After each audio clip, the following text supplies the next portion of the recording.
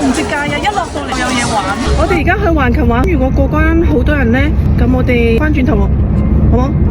好彩橫琴呢度過關一啲都唔怕多人。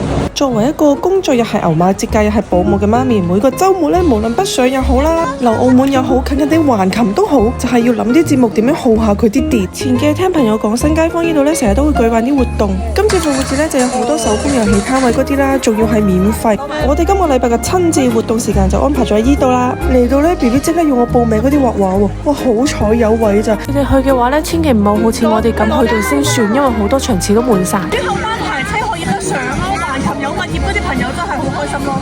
你有睇中啲咩啊？你想要呢個啊？買完俾你，跟住你又點樣啊？多謝。跟住咧？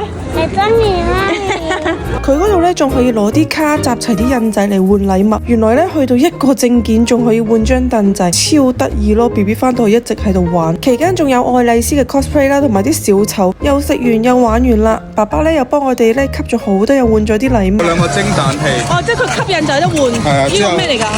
呢個係嗰啲畫布咯。哦，喬喬你睇下。問咗下司機，每15分鐘仲有一班車來回橫琴口岸。澳門啲爹哋媽咪，我哋可以一齊入嚟交流下。我哋周邊啊都有咩地方可以俾小朋友玩？